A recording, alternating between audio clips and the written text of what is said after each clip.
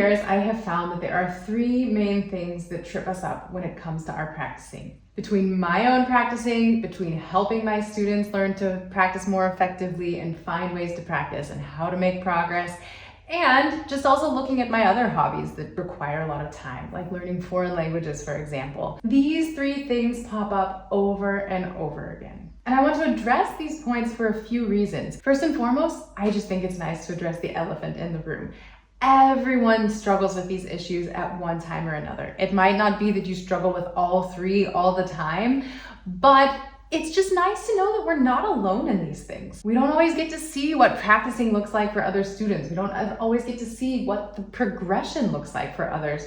And so sometimes it can feel really isolating. We can feel like, oh, I just don't have what it takes. And we feel like we are the problem, when really these are just universal issues that everyone deals with at some point or another. And then the other thing is there are solutions to these. They might not always work every single time, but I'd like to give you some food for thought so that if you're struggling with one or two or all three of these things, you have some steps that you can take to get yourself back on track. The first thing that tends to get in the way of a solid piano practice habit is time. Everyone has 24 hours in a day. There's a meme that floats around on the internet that says something like, Beyonce has the same 24 hours that you do. Which is not quite true because she has a whole team of people who help her out, right? We don't necessarily have that and we have to, but everybody is busy. Everybody has a lot going on. And how do you address this issue of limited time? If you're in a busy phase of life, you can say, okay, I have max 15 to 20 minutes every day. What can I make happen with those 15 to 20 minutes? But I want to make it happen. I'm going to make it happen. And then you commit that time. The other thing is you may realize, you know what? Right now I have a lot going on in my life. I really want to play the piano, but it's just not quite the time for me yet. And this is something that I deal with too. I have been saying for over 2 years that I am learning modern Greek, but I've been so busy with other things that my time commitment has been pretty hit or miss. And it got to the point where I realized, okay, these 6 months are booked out. I just do not have emotional energy to dedicate to learning the language. Do I have 15 spare minutes in my day that I could dedicate to learning Greek? Probably. My screen time usage says definitely.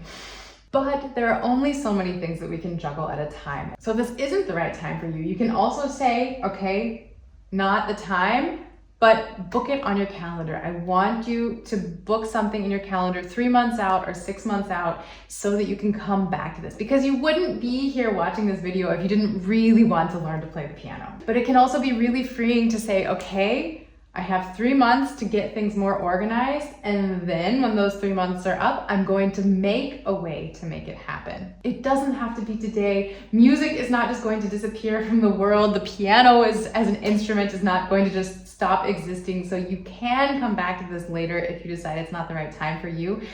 But if you do still want to commit the time, then find a way to make that happen. I have a video coming out in another week or so that will walk you through a short, quick, and powerful routine that will help you figure out how to make the best use of 15 to 20 minutes. Be sure to subscribe and ring the bell so that you're notified once that's uploaded. The second thing that trips up a lot of people is motivation. And look, motivation is a fickle creature. We get so excited. We have all these things that we want to do, and we really want to do them. We do want to do them, but we can't depend on motivation to get us there. Because if you only do things when you feel like it, you're going to look back in 20 years and say, well, shoot, I wanted to learn the piano, but now I feel like it's too late. And of course it won't be too late. As long as we're living, we're capable of learning. And learning is also just such a beautiful enrichment to life. So it's never too late. But do know that if you're relying on motivation, it's going to be very hard for you to make consistent progress.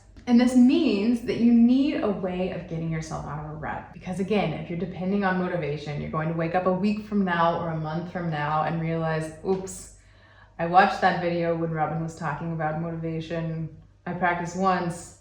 When did that come out? It was like a week ago, right? And then you realize it's been 3 months. Time just moves too fast. If we don't have a system that we can commit to, it's really hard. So how do we get out of a rut if we're stuck in a rut? There are a lot of ways you can approach this.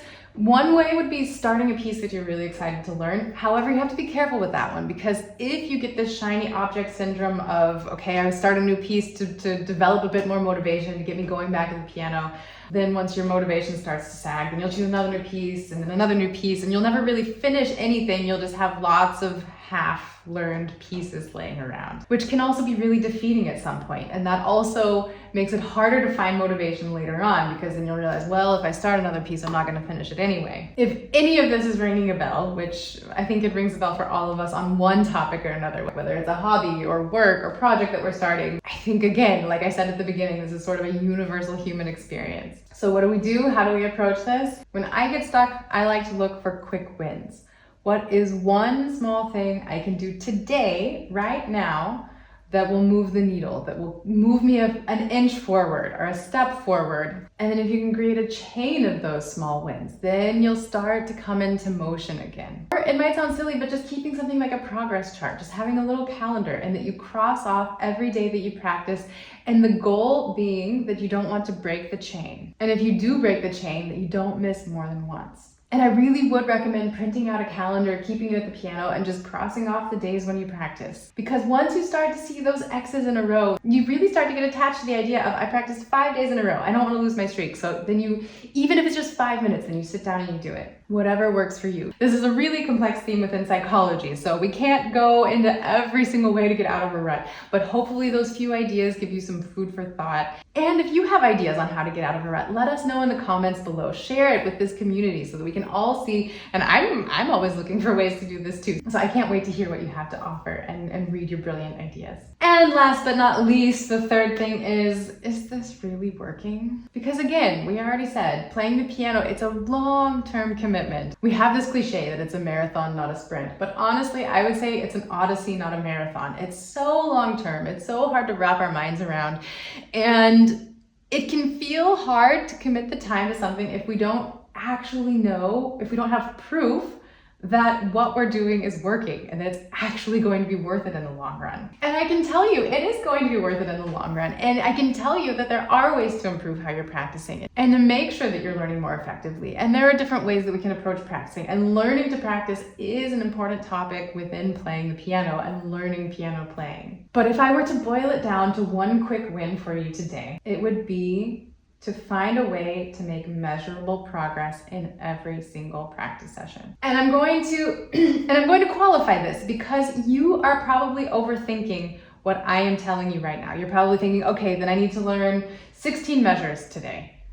That's too much. It's too much and it's too broad. It's not specific enough. I want you saying things like, I am going to be able to play this one measure hands together by the end of my practice session. Or something like, today I'm playing these 4 measures. When I start, I'm starting at 60 beats per minute. And when I finish today, I want to be able to play it consistently with solid rhythm, no hesitations, at 65 beats per minute.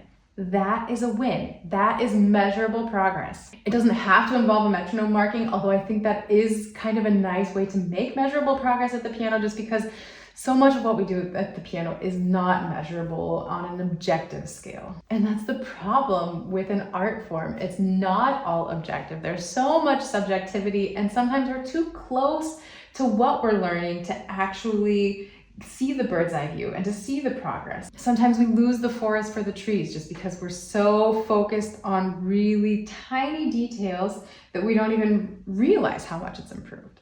Or if you're a school teacher, you know this really well. The kids come to you on the first day of school and you watch them grow over 9 months, but it's nine whole months. And the things that are changing are sometimes so small that we don't even notice. And then they go on summer break and they come back 3 months later. You're like, whoa, you're a completely different person. You grew like 3 feet. And with our practicing, it's really the same thing. We see all of these tiny changes and we take them completely for granted. And if we don't have a way to really measure the progress that we're making, and if we don't have a way of really tracking how things are progressing, we just don't even notice, we don't even realize. So you need to look for those small wins. You need to find teeny tiny things. You need to have things that you can point to. I like making lists. I like lists and being able to check things off and saying, did it, didn't, because those check marks add up. It's something you can look back and track and see over time. And that also really helps with this motivation issue that we talked about in our second point. Because if we realize that we are making progress, then we're so much more likely to keep going. And we're so much more likely to not give up when it gets tricky and when it gets frustrating. And the frustration levels are going to be, of course, you'll still get frustrated. Of course, there will still be things that are annoying and difficult and whatever. But if you have a system for tracking your progress, you're not going to get stuck in that place for as long. So again, like I mentioned before, in a week or so, I'm walking you through a practice routine that is really so simple to stick to. Be sure to subscribe and ring the bell if you want to make sure that you don't miss that video. And we're coming right up on the new year. On January 11th, I have a workshop walking you through how to plan out your entire year of practicing, how to really look long-term, think about all of the music that you want to learn in this year, and find ways to really make that feasible, how to break those long-term goals into midterm goals, short-term goals, and how that can translate into very specific practice sessions, and how to set these tiny goals that we talked about earlier. There's a link for that in the description below if you're interested. I would love to see you there. It's live via Zoom. Again, January 11th, 2025. As always, if you have any questions, don't hesitate to ask in the comments below or to send me an email. And I'm wishing you all the best. I'm cheering for you. I know you can do this. And until next time, happy practicing.